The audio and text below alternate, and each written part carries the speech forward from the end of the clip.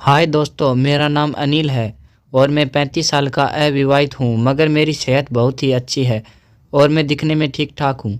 शायद अविवाहित होने का यही एक फ़ायदा है।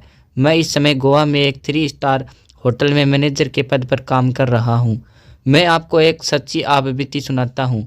मेरे होटल में मुंबई से एक 7 लोगों के ग्रुप की बुकिंग की थी, जिसमें 4 लड़कियाँ और 3 लड़के थे। यानी कि 3 जोड़े शादीशुदा थे और 1 अकेली थी। उसके साथ कोई नहीं था। उनके 4 कमरे बुक थे। मैंने उन चारों कमरों में उन्हें चेक इन करवा दिया और अपने काम में लग गया। दोस्तों, लोग गोवा में मस्ती करने आते हैं और मेरा काम कि होटल में किसी मेहमान को कोई तकलीफ ना हो। मैं यूं ही होटलों में राउंड मार के देख रहा था कि सब अपना काम ठीक से कर रहे हैं या नहीं।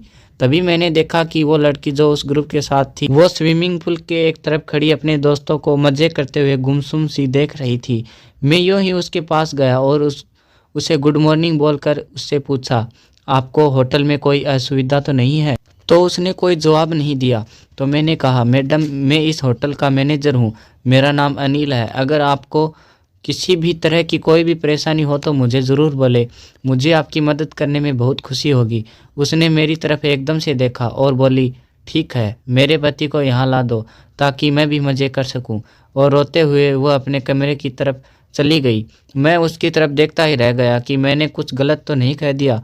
बाद में उनके ग्रुप के लोगों से पता चला कि उसका नाम रूपाली है और वो एक विधवा है और उसके पति को गुजरे 1 साल और कुछ महीने ही हुए हैं। मुझे बहुत बुरा लगा क्योंकि उसकी उम्र 30-32 साल होगी और देखने में खूबसूरत भी थी। मैंने ऊपर वाले को बहुत गाली दी और अपने काम में लग गया। दूसरे दिन वो मुझे होटल के रेस्टोरेंट में मिल गई। वह नाश्ता कर रही थी। मैंने उसे दूर से स्माइल दी और नज़दीक जाकर पूछा, आप अकेली नाश्ता कर रही हैं?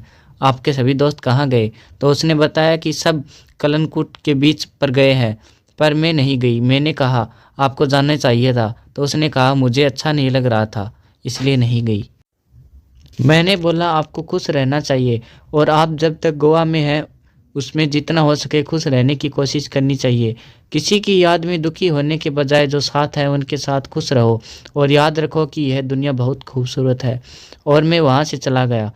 मैंने सोचा कि अगर मैंने कुछ ज़्यादा बोला तो कहीं वो फिर ना रोने लगे। शाम को मेरी छुट्टी थी।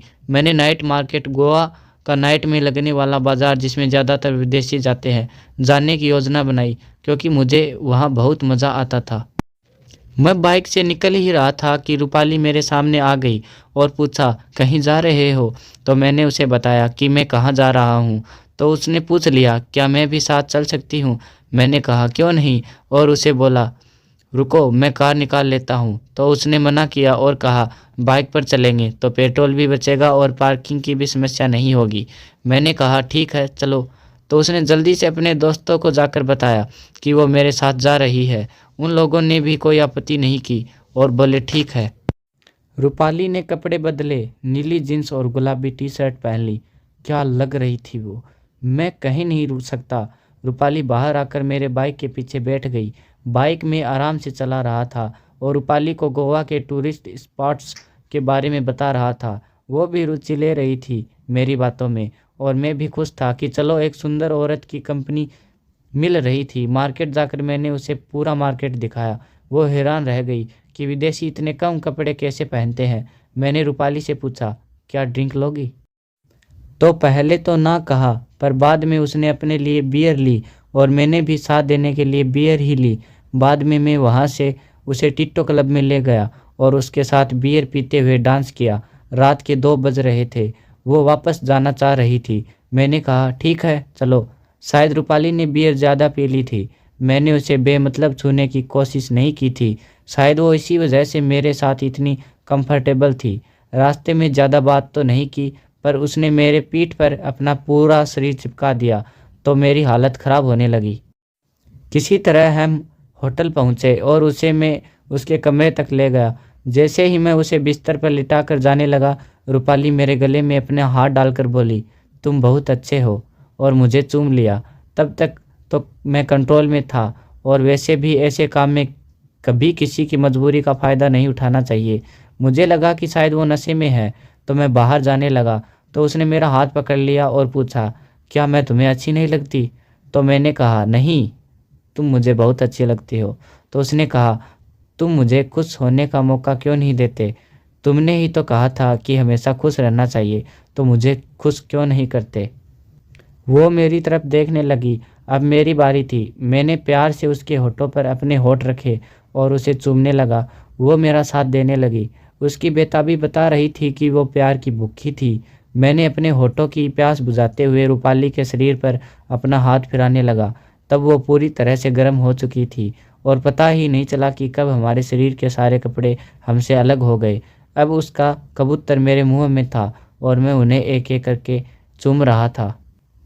वो एकदम से बेचैन हो गई, मगर मैंने अपना काम चालू रखा और धीरे धीरे मैं अपनी जीभ का कमाल दिखाया और उसकी दोनों टांगों के बीच के पुल को मैंने बड़ी ही कोमलता से चूसने लगा। रूपाली के मुंह से अजीब अजीब सी आवाज़ें आने लगी और अचानक उसने मेरा सर अपनी जांघों के बीच कसकर दबा लिया। मैं समझ गया कि अब वो झड़ने वाली है और वो झड़ गई। रूपाली तब तक कहीं जाकर मेरा सर छोड़ा। उसने मेरा चुंबन लिया और हम एक दूसरे की गोद में आराम करने लगे। थोड़ी देर बाद मैं अपने कमरे में गया और जुराब का एक पैकेट ले आया। फिर हम एक दूसरे को अब हराने के खेल में लग गए थे। मैंने जुराब पहन लिया था। मैं रूपाली के ऊपर था, उसकी प्यास बुझाने को एकदम तैयार। मैंने अपना हथियार निकाला और उसके फूल पर रख कर रगड़ने लगा।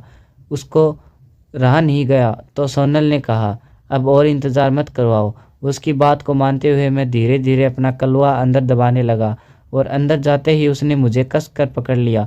शायद वो पूरा मज़ा लेना चाहती थी। किसी तरह मैंने उसकी पकड़ ढीली की और धीरे धीरे अपनी कमर हिलाने लगा। रूपाली भी अब अपना कमर हिला हिलाकर मेरा साथ देने लगी।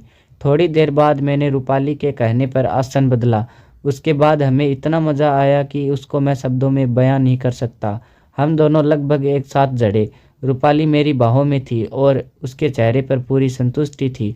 थोड़ी देर में वो सो गई तो मैं उठा और अपने कमरे में चला गया। सुबह के 6 बज रहे थे, इसलिए मैं नहाकर अपनी ड्यूटी पर जाकर खड़ा हो गया और उनके दोस्तों को बोल दिया कि वो अभी अभी सोई है, तो किसी ने डिस्टर्ब नहीं किया। रूपाली थोड़ी देर तक सोती रही और उसी दिन उनके ग्रुप का मुंबई लौटने की योजना थी, तो मैंने आधे दिन की छुट्टी ली और रूपाली को उसके ग्रुप को थोड़ी बहुत शॉपिंग करा दी। शाम को वो होटल से अपना सामान लेकर जब चले तो मैंने देखा कि रूपाली का चेहरा रोने वाला हो रहा था। तो मैंने बड़ी ही अदा से कहा, मैडम, मैं इस होटल का मैनेजर हूँ, मेरा नाम अनिल है। अगर आपको किसी भी तरह की कोई परेशानी हो तो मुझे ज़रूर बोले। मुझे आपको खुश रखने की कोशिश करने में बहुत खुशी होगी। इतना कहना था कि रूपाली हंस पड़ी। रूपाली आज भी मुझे फ़ोन करती है और मैं उसे खुश रखने की कोशिश करता हूँ। दोस्तों, आपको हमारी ये प्यार भरी स्टोरी कैसी लगी?